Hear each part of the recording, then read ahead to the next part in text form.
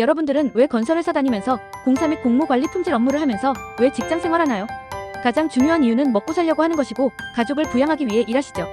우리 건설기술자들은 한번 이 업계에 발 들여놓으면 쉽게 뗄 수가 없습니다. 이유는 다른 업종보다 그나마 임금이 세고 20대 후반에서 35살까지는 나름 남자로서의 일이라고 생각하고 열심히 일합니다. 그런데 35살 이후로는 항상 그 자리에 있는 것처럼 느껴집니다. 이유가 무엇일까요? 35살이면 대리과장 직급 정도 달라이고 하는 업무가 항상 똑같이 반복이 되고 그 업무에서 머물고 있기 때문입니다. 쉽게 말해 노가다 할 만큼 했다는 이야기고 항상 똑같은 일을 본인이 반복하고 있다는 것입니다. 저도 그런 시절이 있었습니다. 답답했어요.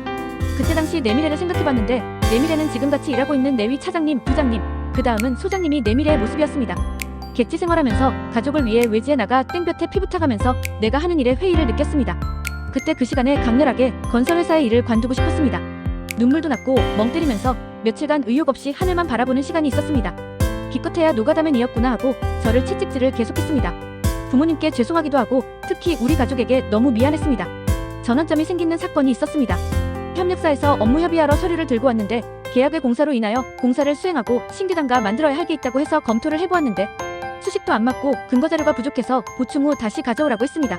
그때 그 협력사 직원은 회사를 위해 열심히 만들어 2번, 3번, 5번 오가면서 설계 변경될 수 있는 확실한 근거자료를 가지고 오려고 노력하는 모습이 너무 보기 좋았습니다. 다니는 회사 입장에서는 정말 금같은 기술자를 채용했구나 생각을 했습니다. 며칠 지나 직원들과 저녁에 술자리를 하고 있는데 열심히 일하면 협력사 직원이 있는 것이었습니다. 기억이 나서 아는 척을 했는데 제 얼굴을 보더니 썩 반겨주는 얼굴이 아니었습니다. 오기 싫은 내 옆자리에 앉아있는 모습이 눈에 보였습니다. 술 한잔 따라주고 이런저런 이야기하다가 협력사 직원은 저한테 하고 싶은 속마음을 말해주었습니다. 부장님 너무 힘드네요. 나름 프라이드가 있어서 일한 건 받고 싶어 열심히 만들었는데 계속 서류 빠고 맞으니 기분도 나쁘고 시간도 아깝고 바쁜데 시공하면서 공무일까지 하는데 너무 힘듭니다. 하면서 짜증을 내는 것입니다. 그때 두통이 올 정도로 제 뇌리를 스쳐가면서 바로 이거다 하고 저의 갈 길을 결정하게 된 계기가 생긴 것입니다. 맞습니다.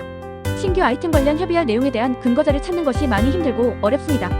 이것을 편하게 우리 건설기술자들에게 공유하면 좋은 이점이 있지 않을까 라는 생각을 하게 되었습니다. 그래서 설담연구소를 시작하게 되었습니다.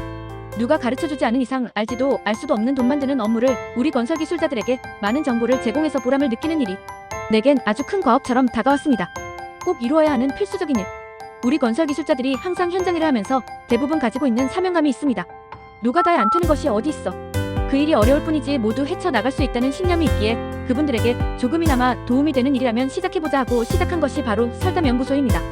본인을 위해 1년에 얼마나 투자하십니까? 되묻고 싶습니다. 당신을 위해 투자해보셨나요? 우리가 서로 만날 순 없지만 널리 이로운 기술자가 되고 싶은 분들에게 전달은 가능하지 않을까요? 설담연구소가 여러분들을 기다립니다.